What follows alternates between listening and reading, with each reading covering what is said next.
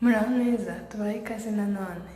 Uyu munsi tugiye kurebera hamwe akamaro k'ibihumyo, ariko ntabwo turi burebe akamaro k'ibihumyo gusa, ahubwo turanabigisha uko mushobora kubyihingira mu rugo byoroshye. Ndabasangiza inararibonye yanjye mbere kuko nabigenje kugira ngo nshobore kurya ibihumyo niyejereje. Ibihumyo bigira amoko menshi, hari ibimeze nk'utugofero, hari ibimeze nk'utubuto, hari amoko menshi y'ibihumyo. Ariko nubwo hari amoko menshi y'ibihumyo, bihuriye ku bintu byinshi bitandukanye, harimo nko kuba bikize kuri carbohydrates, calcium, selenium, vitamine D, ibyo bita amakalori cyangwa se imbaraga. Ikindi kandi bikize kuri magnesium, zinc, potassium, ndetse bifite na iron cyangwa se ubutare bukeya. Ndetse ikintu gitangaje ku bihumyo ni uko bifite na vitamine D nkeya. Ubundi vitamine D ni vitamine ahanini umubiri ubona ari uko umuntu yose izuba, iyo mirasire y'izuba ikagenda igafatanya n'ibindi bintu mu mubiri, bikaba ari byo bibyara vitamine D. Ariko ibihumyo biragafite gakeya. Ikindi twavuga ni uko ibihumyo bifite icyo bita selenium, ndetse ibyo byose ndetse n'ibindi byinshi tutavuze ibihumyo bifite biri mu bintu bituma ari ibiryo byiza birwanya kanseri. Ni ibiryo byiza ku barwayi ba diyabete, ni ibiryo byiza ku barwayi b'umutima, ndetse ni n'ibiryo byiza ku bagore batwite. Kubera ko mu byo tutavuze ibihumyo bifite harimo amavitamine mu bwoko bwa B, harimo iyo bita folate B ya 9, umubyeyi wese utwite aba agomba kuba afite. Yaba ntayo akanywa supplements zayo, cyangwa se kwa muganga bakamuha ibinini bikoze muri iyo vitamine. Si B ya 9 gusa rero bifite na B ya mbere, iya 3 n'iya 5.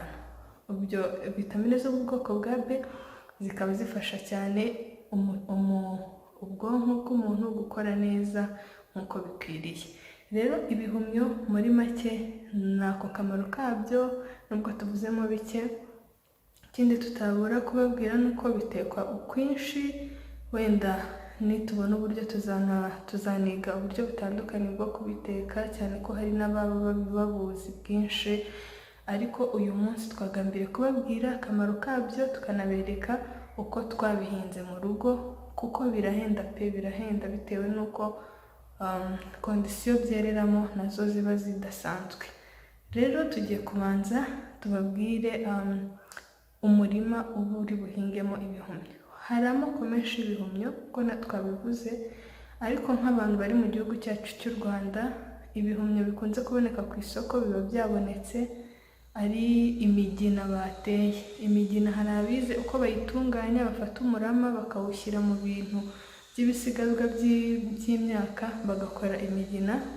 Muraje muyibone. Rero umurima uko umeze, akenshi ibi cya mbere, ibihumyo bitinya izuba, ibihumyo bitinya amazi menshi. Ubwo ntabwo wabishyiraho binyagirwa, kandi ntiwabishyiraho izuba rihita ribikubitaho. Ikindi bitinya ubushyuhe, bisaba kubishyira ahantu hakonje. Rero umurima biba byiza iyo ushatse ahantu hari nk'inzu ikonje kandi ifite amadirishya manini, kugira ngo umwuka mwiza ube uhagije. Ikindi hagera umuyaga n'izuba ariko ritari direct, ngo ritari bikubitaho. Ikindi cyo kwitabwaho ku murima w'ibihumyo ni uko aba ari ahantu hatagera udukoko kugira tutarya ya migina. Hanyuma ushobora kubitera ushobora gukora ibitanda by'imbaho, ariko ugasigamo akanya kugira ngo nuzajya wuhira amazi ajya amanuka ntagume mu bihumyo cyane, kuko ntabwo bikunda amazi menshi cyane. Rero ngewe ibyo ngiye kubereka murabibona hano. Nafashe amabase yashaje n'indobo yashaje, ndabipfumura kugira ngo nzajya nuhira amazi ajya ahita. Ndangije naguze imigina, ngiye nayiguze ahantu hitwa muri Kigali Farms, hano i Kigali. Bari mu bantu bayicuruza, njye niho nabashije kubona. Kigali Farms niho nayiguze, murayibona imigina ibiri mu masashe. Turayikura mu masashe rero, niturangiza tuyitereke muri ya mabase. Ntago ikenera ibitaka byinshi, ahubwo turafata agataka gakeya katahuye n'ifumbire, kuko ntago imigina ibihumyo bikenera ifumbire. Iyo ushyizemo itaka ririmo ifumbire irabora. Iri taka twariyoye ahantu tubona neza ko nta fumbire yagezemo. Turikikizeho, niturangiza kurikikizaho kugira ngo nitujya twuhira amazi ajye asa nk'agumye muri rya taka ariko atari menshi cyane, aharenga asohoke kuko twapfumuye amabase. Nuko rero twabigenje, tumaze kuyitera turuhira. Tuyiteye ku itariki 16 z'ukwa 10. Mbibutse ko imigina yera bitewe n'uko wayiguze imeze. Hari igihe uyigura yari imaze iminsi nyine igize igihe cyo gutangira kwera, hari n'igihe uyigura imaze itaramara iminsi myinshi, bikagusaba kuyimarana igihe kugira ngo itangire kwera.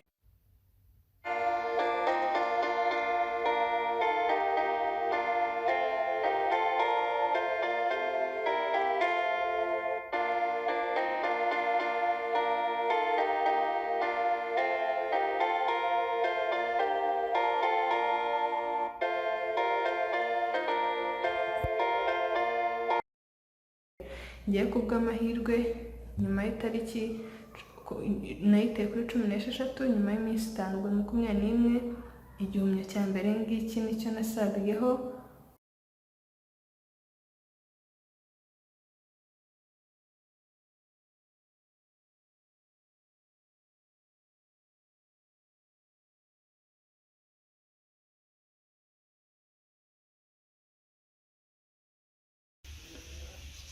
Dore undi munsi rero, ibihumyo byanjye uko byanganye, ngiye kongera nsarure. Ubu ni ubwa kabiri ngiye gusarura. Rero uko iminsi igenda ishira ugenda usarura. Reba nk'ibi ngibi nabyo bizera mu minsi mike. Utu ngutu tukiri dutoya, utu twatangiye gushibuka, n'utu turi aha. Umuntu agenda asarura kugeza igihe umugina uzashira, cyangwa se imbuto bateyemo muri buri mugina, kuko ubu bikisa umweru rwa ko haracyarimo umurama. Rero bizera mpaka uyu murama ushize.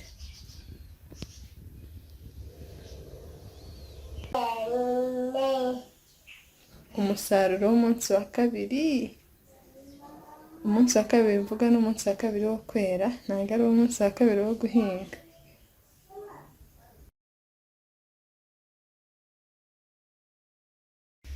Umunsi wa gatatu w'umusaruro, dore nuko wifashe. Akangaka ni gato, ntabwo nadusarura utu ngutu, tuzategereza ejo.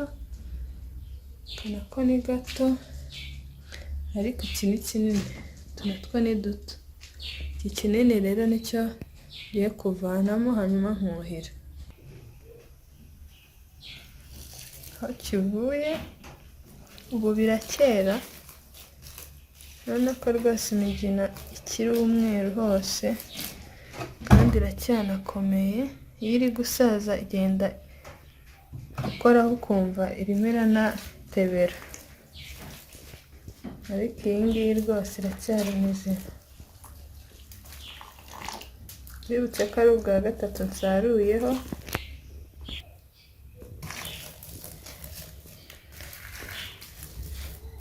Namwe rero muzabigerageze, ntabwo nazabereka igihe cyose nzamara nsarura ngo bikunde, kuko kiba ari kirekire. Rero ni ahanyu ho kugerageza namwe mukabyikorera mu rugo, cyane ko twabonye ko bifite n'akamaro gakomeye.